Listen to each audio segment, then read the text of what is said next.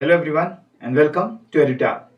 इस वीडियो में मैं आपके साथ शेयर करने जा रहा हूं the complete book list for the HP administrative services combined competitive examination.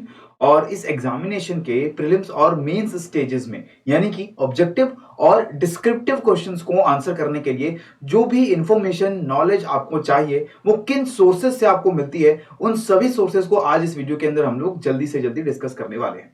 इसी के साथ आपको यह भी मैं पहले ही बताते चलूं कि ये सभी सोर्सेज सिर्फ आपकी बुक्स नहीं है। यहां पर हम बुक्स के अलावा कुछ ऑनलाइन सोर्सेज या दूसरे मिसलेनियस सोर्सेज को भी डिस्कस करेंगे, जहां से हमें relevant information related to the exam available हो जाती है। सबसे पहले दोस्तों हम ये भी यहां पर जान लेते हैं कि जो बुक्स की हम बात कर रहे हैं इसमें एनसीईआरटीज और एनसीईआरटीज के साथ साथ दूसरी रेफरेंस बुक्स का भी मैं जिक्र कर रहा हूं। तो क्यों हम एनसीईआरटीज के अलावा रेफरेंस बुक्स को भी पढ़ते हैं, ये बात हमारे माइंड में क्लियर रहनी चाहिए कि सबसे पहले तो पर्सपेक्टिव और नए नए व्यू पॉइंट्स आपको जो मिलते हैं ऐसे एग्जामिनेशंस के आंसर्स लिखने के लिए, वो आपको रेफरेंस बुक से मिलते हैं। एनसीईआरटी बुक्स लिखी गई हैं स्टूडेंट्स के पॉइंट ऑफ व्यू से, यानी जो स्कूल स्टूडेंट्स हैं जिनको फाउंडेशनल नॉलेज देना जरूरी है, उनके पॉइंट ऑफ व्यू से एनसीईआरटी बुक्स लिखी जाती हैं। लेकिन एडमिनिस्ट्रेटिव सर्विसेज, सिविल सर्विसेज के एस्पिरेंट्स को सिर्फ स्टूडेंट पॉइंट ऑफ व्यू के अलावा जो प्रैक्टिकल व्यू पॉइंट्स हैं वो भी पता होनी चाहिए, एडवांस्ड नॉलेज उनको होनी चाहिए। इस वजह से हम रेफरेंस बुक्स की भी एडिशन करते हैं, ठीक है। उसके साथ टेक्निकल लैंग्वेज आप लोग सीखते हैं। अगर हम एनसीईआरटी बुक्स की बात करें तो बहुत सिंपल लैंग्वेज वहां पर यूज की गई रहती है, क्योंकि ऑब्वियसली हम बहुत सिंपल माइंड्स को, स्टूडेंट्स को वो इंफॉर्मेशन अच्छे से समझाना चाहते हैं। लेकिन रेफरेंस बुक्स को पढ़ने के बाद आपको टेक्निकल लैंग्वेज डेवलप होती है। अगर आप ज्योग्राफी के आंसर्स लिख रहे हो तो ज्योग्राफी के टर्मिनोलॉजीज वहां पर यूज करते हो, ज्योग्राफी के शब्द वहां पर यूज करते हो। अगर आप पॉलिटी के आंसर लिख रहे हो, हिस्ट्री के आंसर लिख रहे हो, तो उस तरीके की लैंग्वेज आपके आंसर्स के अंदर होनी चाहिए, और इस वजह से हम रेफरेंस बुक्स का फायदा यहां पर उठाते हैं। फिर बात आती है द सिलेबस टॉपिक। जितने भी हमारे सिलेबस में दिए गए हैं, मेंस का हो या प्री का हो, वो सारे टॉपिक्स आपको एनसीईआरटी बुक्स के अंदर नहीं मिलते हैं। इसके इसलिए भी आपको रेफरेंस बुक जो है वो एडिशन उनका करना पड़ता है। और कई रेफरेंस बुक्स एग्जाम ओरिएंटेड है, यानी कि एग्जाम्स को ही ध्यान में रखकर लिखी गई हैं, जबकि जैसे मैंने आपको बताया एनसीईआरटी बुक्स एग्जाम्स को, यानी सिविल सर्विसेज के एग्जाम्स को ध्यान में रखकर नहीं लिखी जाती। क्लियर है? तो इन सभी इंफॉर्मेशन को देखने के बाद हमें पता चल रहा है that all these reference books they are basically a foundation above NCERT. NCERT को आप पहले पढ़ के अपनी फाउंडेशन बनाते हो, राइट? उसमें रेफरेंस बुक्स के एडिशन करते हो और अपनी नॉलेज को बढ़ाते हो, और फाइनली अप्लाइड नॉलेज, यहां पर आपका खुद का पर्सनल व्यू पॉइंट, खुद की आपकी इंटेलिजेंस वो यहां पर काम पे आती है कि जो ज्ञान आपको यहां फर्स्ट और सेकंड स्टेज से मिला है, किस तरीके से उस ज्ञान को यूज करके आप लोग आंसर लिख सकते हो या अपने एग्जाम के अंदर उसको रिप्रोड्यूस कर सकते हो, प्रस्तुत कर सकते हो। क्लियर हो चुका है? अब एक एक करके हम सभी सब्जेक्ट्स की बुक्स को यहां पर देख लेते हैं। सबसे पहले इंडियन आर्ट एंड कल्चर की बात करें। प्रीलिम्स में इंडियन आर्ट एंड कल्चर से जुड़े जो सवाल आते हैं बहुत फैक्चुअल नेचर के क्वेश्चंस होते हैं। मेंस में जीएस1 यूनिट 1 के अंदर भी हमें इंडियन आर्ट एंड कल्चर से जुड़े हुए क्वेश्चंस आते हैं। यूजुअली 4 मार्क्स के क्वेश्चन हमें देखने को यहां पर मिलते हैं। तो कहां से प्रिपेयर करेंगे? सबसे पहले तो एनसीईआरटी की क्लास 11th और 12th की इंट्रोडक्शन टू इंडियन आर्ट नाम की जो बुक है, इसको आप लोग कंसल्ट कर सकते हो। बहुत ही अच्छी लिखी गई, सिंपल लैंग्वेज में लिखी गई बुक्स है। नेक्स्ट, एनआईयूएस के, national institute of open schooling के जो नोट्स हैं इंडियन कल्चर एंड हेरिटेज के, ऑनलाइन फ्रीली अवेलेबल हैं, राइट? ऑनलाइन जाकर के आप सर्च कर सकते हो NIOS notes for Indian art and culture, free of cost these notes are available, you can download them and read them also. फिर Indian art and culture Nitin Singhania की book आती है, जो सबसे ज्यादा सोर्स यूज किया जाता है आर्ट एंड कल्चर के लिए, वो यही बुक है, ठीक है। तो आप इस बुक को भी रीड कर सकते हो। हालांकि काफी बल्कि बुक है, सारी नॉलेज आपको इंडियन आर्ट एंड कल्चर के सभी डायमेंशन इस बुक में कवर्ड मिलते हैं, और ज्यादातर एस्पिरेंट्स इस बुक को ही यूज करते हैं, चाहे वो यूपीएससी एग्जाम हो या दूसरे एग्जाम हो, ठीक है। तो यहां पर आपको सोचना है ये एनसीईआरटी बुक्स पढ़नी है, लेकिन this will not be enough. तो आपको इसमें से या तो एनआईयूएस के नोट्स या नितिन सिंघानिया के नोट्स आपको एडिशन करने पड़ेंगे। क्लियर है? इसके बाद मॉडर्न हिस्ट्री की बात करें। मॉडर्न हिस्ट्री के क्वेश्चंस प्रीलिम्स में तो आते ही हैं, मेंस में भी आते हैं। जीएस1 यूनिट 1 में इंडिया की मॉडर्न हिस्ट्री से सवाल आते हैं आपको। तो यहां पर एनसीईआरटी की 6th से 12th तक की जितनी हिस्ट्री की बुक्स हैं, उसमें मॉडर्न इंडियन हिस्ट्री से जुड़ी हुई जो बुक्स हैं वो आपको यहां पर रीड करनी पड़ेगी, and this is a must read. NCERT जो है हिस्ट्री के लिए हमें बिल्कुल भी इग्नोर नहीं करने, इनको जरूर पढ़ना है। फिर history of modern India written by Bipin Chandra, India struggle for independence written by Bipin Chandra, या spectrum brief history of modern India written by Rajiv Ahir. In my opinion this spectrum book should be enough. ये स्पेक्ट्रम की बुक हिमाचल के prelims और mains के answers को लिखने के लिए एनफ होनी चाहिए। लेकिन बहुत एस्पिरेंट जो है वो बिपिन चंद्रा की हिस्ट्री ऑफ मॉडर्न इंडिया को या इंडिया स्ट्रगल फॉर इंडिपेंडेंस को भी रीड करते हैं। ये जो दो बुक्स हैं ये सिर्फ एग्जाम पॉइंट ऑफ व्यू से नहीं लिखी गई हैं, these books are basically written history. ये एक टेक्स्ट बुक की तरह यूज होने वाली किताबें भी हैं, बहुत अच्छे तरीके और बहुत ही अच्छे अध्ययन के बाद लिखी गई किताबें हैं। तो आपको ये डिसाइड करना है कि अगर सिर्फ एग्जाम की नीड्स को पूरा करने के लिए you want to read history, then NCERT plus Spectrum ये बुक्स आपके लिए काफी होंगी। लेकिन अगर आप इंडिया की हिस्ट्री को ज्यादा डिटेल में विद कॉन्टेक्स्ट समझना चाहते हो और as a student of history आप पढ़ना चाहते हो, आपका इंटरेस्ट है हिस्ट्री के अंदर और अपनी समझ को और ज्यादा डेवलप करना चाहते हो, तब आप हिस्ट्री ऑफ मॉडर्न इंडिया या इंडिया स्ट्रगल फॉर इंडिपेंडेंस ये दो बुक में से कोई एक बुक यहां पर पढ़ सकते हैं।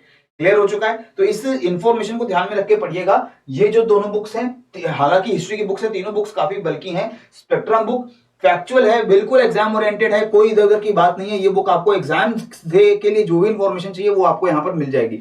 लेकिन बहुत सारी चीजें जो आपको इन दो बुक्स के अंदर मिलती हैं वो ऐसी चीजें हैं जो शायद एग्जाम पॉइंट ऑफ व्यू में डायरेक्टली ना पूछी जाए, लेकिन आपकी समझ को बेहतर करने में बहुत काम आने वाली है। ठीक है, इसके बाद बात करते हैं वर्ल्ड हिस्ट्री की। वर्ल्ड हिस्ट्री जो है प्रीलिम्स में तो नहीं आती, लेकिन मेंस के जीएस 1 में पूछे जाते हैं सवाल। तो NCERT India and the contemporary world class 10th की बुक है, NCERT themes in world history class 11th की बुक है।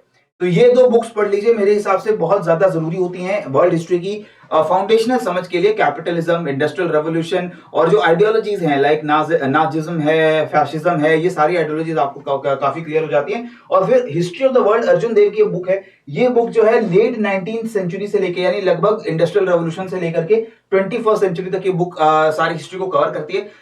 बल्कि बुक है लेकिन, ठीक है, और बहुत सारी ऐसी चीजें आपको इस बुक के अंदर मिलेंगी जो रेलेवेंट नहीं है एग्जाम के पॉइंट ऑफ व्यू से। तो अगर आप ये बुक पढ़ना चाहते हो तो जो एचपीएस का सिलेबस है उस सिलेबस को एक बार देख लीजिएगा। उस सिलेबस के अंदर से जो जो टॉपिक्स लिखे हुए हैं सिलेबस में, वो टॉपिक्स यहां से बस उठा के पढ़ लो, राइट। लेकिन मेरे हिसाब से ये एनसीईआरटी बुक जो है वो काफी एनफ होनी चाहिए आपकी मेंस के आंसर्स को लिखने के लिए। क्लियर है? फिर बात आती है हिमाचल हिस्ट्री की। हिमाचल हिस्ट्री में the wonderland Himachal by J M Balokhra, this book should be enough for you. इसके अलावा कोई ज्यादा डिटेल में जाने के लिए हमें दूसरी बुक्स की, बहुत सारी और बुक्स भी हैं हिमाचल हिस्ट्री की अगर हम बात करें, लेकिन हमारे हिसाब से एग्जाम पॉइंट ऑफ व्यू से बलोकरा ऐसी बुक है जो ज्यादातर एस्पिरेंट्स जो है कंसल्ट करते हैं, and that book should be enough for you to cover Himachal history.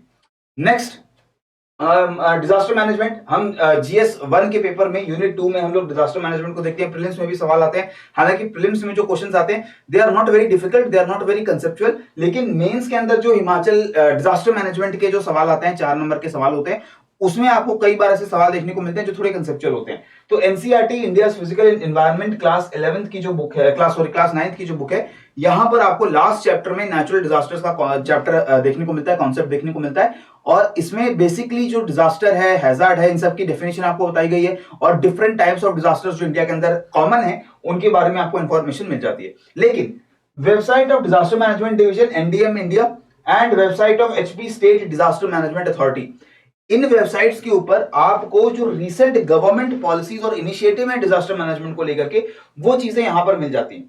तो इनको भी एक बार जरूर एग्जाम से पहले आप लोग जो है रीड करके जाओगे। लेटेस्ट अपडेटेड मटेरियल जो है आपको इन वेबसाइट्स के ऊपर मिलता है। ये लिंक्स मैंने यहाँ पर आपको दे दिए हैं। यहाँ पर आपको जो लेटेस्ट प्लान्स हैं, पॉलिसीज हैं डिजास्टर मैनेजमेंट के लिए गवर्नमेंट की तरफ से, वो यहाँ पर मिल जाती है। तो जो थ्योरेटिकल नॉलेज है वो आपको मिलेगी एनसीईआरटी से, और जो प्रैक्टिकल नॉलेज है that will be available in the website of the disaster management division at the central level as well as at the state level.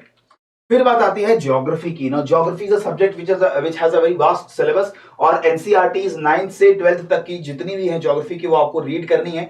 इसके अलावा अगर रेफरेंस बुक्स देखें तो certificate physical and human geography GC Leong की जो है, ये आपकी प्रीलिम्स तक की सारी इंफॉर्मेशन आपकी इन दो सोर्सेज से कवर हो जाती है, राइट। अगर हम मेंस के लिए भी आंसर्स को देखना चाहते हैं तो यहाँ इंडियन ज्योग्राफी की बुक है माजिद हुसैन की ज्योग्राफी ऑफ इंडिया। यहाँ पर इंडिया के रेस्पेक्ट में स्पेसिफिक जो ज्योग्राफिकल चैप्टर्स हैं, इंडिया का फिजियोग्राफी, इंडिया के रिवर्स, इंडिया का एग्रीकल्चर, क्लाइमेट, वेजिटेशन, ये और इकोनॉमिक ज्योग्राफी यानी रिसोर्सेज, इंडस्ट्रीज इंडिया के अंदर, ये सारी चीजें आपको माजिद हुसैन की किताब में मिल जाएंगी। एटलस एक जरूरी होती है बिल्कुल।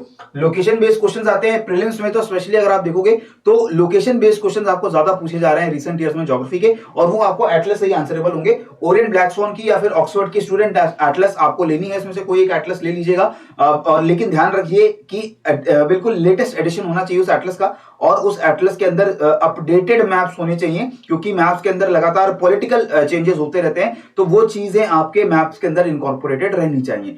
करंट अफेयर्स में भी आप देखोगे, जब भी आप करंट अफेयर्स भी रीड करते हो और ऑनलाइन आजकल सारी चीजें उपलब्ध हैं, गूगल मैप उपलब्ध है, तो सारी चीजें आप थोड़ा सा ऑनलाइन भी जाकर के अपडेटेड मैप्स को सर्च कर सकते हो, उनको आप लोग देख सकते हो। ठीक है, इसके बाद Himachal geography specifically again wonderland Himachal Pradesh by Balokhra I would recommend, क्योंकि देखो बहुत सारे दूसरे टीचर्स हैं, दूसरे जो लोग हैं, वो आपको स्पेशलाइज्ड बुक्स भी रिकमेंड करते हैं, हिस्ट्री के लिए भी करते हैं, कल्चर के लिए भी करते हैं।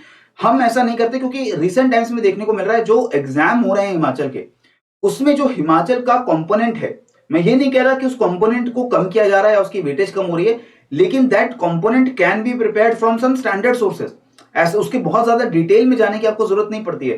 क्वेश्चंस ज्यादा से ज्यादा रेलेवेंट होते जा रहे हैं at the central level, at the national level. Generalist questions आपको ज्यादा देखने को मिल रहे हैं। जो हिमाचल की हिस्ट्री है, जो हिमाचल का कल्चर है, कस्टम्स है, उसके ऊपर क्वेश्चंस आते हैं, but those all questions can be prepared from the wonderland Himachal और द बजट और economic survey of the Himachal Pradesh. तो इस वजह से थोड़ा सा हमें अपनी प्रिपरेशन में बहुत ज्यादा डिस्ट्रैक्ट होने के लिए बहुत ज्यादा बुक्स को कंसल्ट करने की जरूरत नहीं है। स्टैंडर्ड सोर्सेज को पढ़ें, उन्हीं को बार बार पढ़ें, that will be enough for us, right. तो again wonderland Himachal Pradesh I would recommend for the Himachal geography part. Next comes the social issues part, that is the unit 3 of the GS1 paper.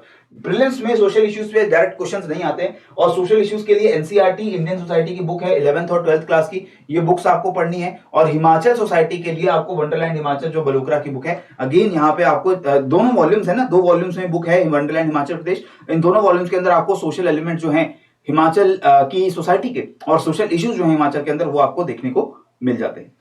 फिर बात आती है ethics in public services. Again GS1 paper में unit 3 के अंदर आपको देखने को मिलता है, सब यूनिट 2 है एथिक्स इन पब्लिक सर्विस। यहाँ पर सेकंड एडमिनिस्ट्रेटिव रिफॉर्म्स कमीशन की रिपोर्ट्स हैं, और गांधीयन थॉट्स के लिए SS पाठक की बुक आती है। इस बुक को आप पढ़ सकते हैं। यहाँ पर ये जो पाठक जी, इन्होंने सारे Gandhian thoughts, Gandhian principles, Gandhian initiatives और मूवमेंट जो उन्होंने ली, जो प्रोग्राम्स उन्होंने इंडिया या अफ्रीका के अंदर चलाए, वो सारी चीजें आपको यहाँ पर मिल जाती हैं। अगेन थोड़ा सा सिलेबस के मुताबिक इस बुक को पढ़िएगा। इस बुक के अंदर काफी सारी ऐसी चीजें हैं जो हमारे एग्जाम के पॉइंट ऑफ व्यू से इतनी रेलेवेंट नहीं है, तो सिलेबस को ही सामने रख करके आपको ये स्टैंडर्ड बुक्स पढ़नी है। ठीक है, जो एडमिनिस्ट्रेटिव रिफॉर्म्स कमीशन की रिपोर्ट है, इसके अंदर तो जितनी चीजें भी बताई गई हैं related to objectivity, related to transparency, जो इंटेग्रिटी है, एथिक्स है, वैल्यूज हैं, ये सारी चीजें आपको इन रिपोर्ट्स के अंदर अवेलेबल हो जाती है।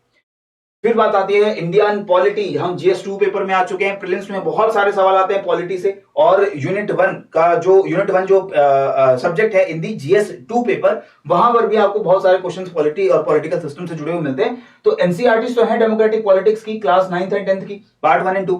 एनसीईआरटी इंडियन कॉन्स्टिट्यूशन से जुड़ी हुई क्लास 11th में आपको पढ़ने को मिलती है। तो एनसीईआरटी जरूर पढ़िए, बहुत ज्यादा सिंपल लैंग्वेज है, बहुत ज्यादा टाइम नहीं लगेगा आपको, और ऑलरेडी अगर थोड़ा सा पॉलिटिकल सिस्टम के बारे में आप चीजों को जानते हैं तो एनसीईआरटी तो पढ़ेंगे, तो हमेशा कुछ नई चीजें आपको जरूर देखने को मिलती है। मैंने देखा है पॉलिटिकल एनसीईआरटीज के अंदर कि इन एनसीईआरटीज में हमें लगता है कि हमने सब कुछ पढ़ लिया, पॉलिटिकल सिस्टम हमें अच्छे से पता है, सारे फंडे हमें हमारे जो है बिल्कुल क्लियर हैं, लेकिन जब भी एनसीईआरटी आप जब दोबारा पढ़ने जाते हो तो कुछ ना कुछ नई चीज आपको मिल जाती है उन एनसीईआरटीज में। इतनी ब्यूटीफुली रिटन बुक्स हैं, तो ये जरूर पढ़िए। लेकिन फिर आती है इंडियन पॉलिटी बाय लक्ष्मीकांत। ये बुक बाइबल है।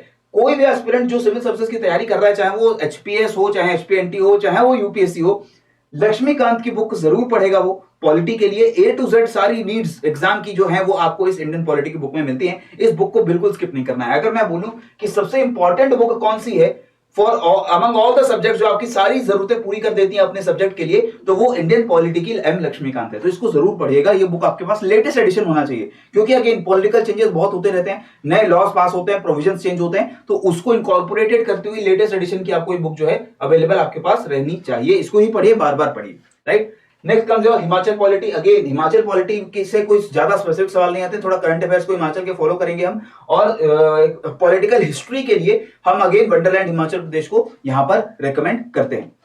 फिर बात आती है गवर्नेंस। गवर्नेंस का जो टॉपिक है वो GS2 पेपर में आपसे पूछा जाता है। तो यहां पर again governance in India Laxmikanth की बुक है, और गवर्नेंस से जुड़े हुए जो कुछ इनिशिएटिव नए हो रहे हैं वो हम करंट अफेयर से कवर कर लेंगे, या फिर वेबसाइट्स ऑफ जो HRD मिनिस्ट्री है, होम अफेयर्स मिनिस्ट्री है, ट्राइबल अफेयर्स मिनिस्ट्री है, सोशल जस्टिस मिनिस्ट्री है, ह्यूमन रिसोर्स यानी जो एजुकेशन मिनिस्ट्री हो गई उसकी जो मिनिस्ट्री है, रूरल डेवलपमेंट की मिनिस्ट्री है, इसमें हम पंचायती राज की मिनिस्ट्री है। तो ये इन सभी मिनिस्ट्रीज के जो नए नए प्रोग्राम चलते हैं वो चीजें हम लोगों को गवर्नेंस के अंदर कवर करनी पड़ती है। Most of these things they are covered in the current affairs part, right. तो वो चीजें वहां से कवर होंगी। हिमाचल प्रदेश के अंदर गवर्नेंस के लिए टॉपिक्स अलग से मेंशन है सिलेबस के अंदर। Himachal Pradesh public service guarantee act, right to information act, ठीक है, और जो रूल्स हिमाचल गवर्नमेंट ने उसके अंदर बनाए हैं, पंचायती राज डिपार्टमेंट जो है हिमाचल प्रदेश गवर्नमेंट का उसकी वेबसाइट के ऊपर, और जो इकोनॉमिक सर्वे बजट है उसमें एक पूरे साल का लेखा जोखा दे दिया जाता है गवर्नेंस से जुड़े हुए सभी इंपॉर्टेंट इश्यूज का। तो ये सारी चीजें आपको ऑनलाइन जाकर के बेयर एक्ट पढ़ना पड़ेगा। प्रदेश जो सर्विस गारंटी एक्ट है इसका बेयर एक्ट पढ़िए, सारे इसकी प्रोविजंस पढ़िए, ऑनलाइन फ्री अवेलेबल है। इसी तरीके से right to information act, government website पे जाकर के आप गूगल पे टाइप करें right to information act HP government, आपको वो साइट मिल जाती है एब्सोल्युटली फ्री ऑफ कॉस्ट। इसी तरीके से इकोनॉमिक सर्वे एंड बजट, जब भी इकोनॉमिक सर्वे और बजट रिलीज होता है साल का, उसके डॉक्यूमेंट्स आपको अवेलेबल हो जाते हैं, फ्रीली अवेलेबल होते हैं, वाइडली अवेलेबल होते हैं। ऑनलाइन जाकर के आप बेयर डॉक्यूमेंट भी पढ़ सकते हो, या किसी भी इंस्टीट्यूट का इंक्लूडिंग एडुटैब आप जिस्ट मिलती है उसके सारे जो पूरा डिटेल इकोनॉमिक सर्वे उसको हम लोग समरी बना करके आपको पेश करते हैं, रेलेवेंट इंफॉर्मेशन पिक करके आपको पेश करते हैं, वो भी आप चाहें तो पढ़ सकते हैं। फिर बात आती है about international relations. International relations हमारे जीएस2 डिस्क्रिप्टिव पेपर के लिए ही इंपॉर्टेंट है। तो यहां पर या तो एनसीईआरटी तो आप पढ़ लीजिए क्लास 12th की, कंटेम्प्रेरी वर्ल्ड पॉलिटिक्स, इसके अलावा rethinking India as a foreign policy, Rajiv Sikri की बुक है, थोड़ी एडवांस्ड बुक है। एंड अगेन कुछ चीजें आपको इस बुक में ऐसी मिलती हैं जो शायद एग्जाम में उतनी जरूरी नहीं होगी, तो थोड़ा करंट अफेयर्स ओरिएंटेड पेपर ज्यादा आता है इंटरनेशनल रिलेशंस का। तो क्वेश्चंस रिसेंट डेवलपमेंट्स को देख करके फ्रेम किए जाते हैं, जैसे भारत का रिलेशन है चाइना से या दूसरी यूएसए से या मिडिल ईस्ट से या फिर एशियान से, तो इन सभी रिलेशंस को थोड़ा करंट अफेयर्स के पर्सपेक्टिव में आपको आंसर करना होता है। तो करंट अफेयर्स की भी अच्छी नॉलेज आपके पास होनी चाहिए related to international affairs, right. तो ये जो थ्योरेटिकल चीजें हैं वो तो एनसीईआरटी से कवर हो जाएंगी, जो थोड़ी फिलोसॉफिकल चीजें हैं, कंसेप्चुअल चीजें हैं, वो आपको रीथिंकिंग इस राजीव सीकरी जी की बुक से मिल जाएंगी।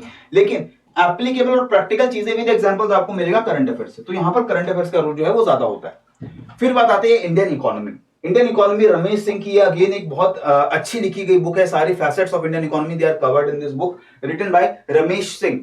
वंडरलैंड हिमाचल प्रदेश, इसमें इकोनॉमी की थोड़ी बहुत चीजें, जैसे रिसोर्सेज कहाँ कहाँ है हिमाचल के अंदर, कहाँ कहाँ किस तरीके का मिनरल मिलता है, एनर्जी या बायोटिक रिसोर्सेज कहाँ है हिमाचल में, वो चीजें आपको मिल जाएंगी। लेकिन most of the economic survey of Himachal Pradesh and budget यही पूछा जाता है आपको एचपी इकोनॉमी के पॉइंट ऑफ व्यू से।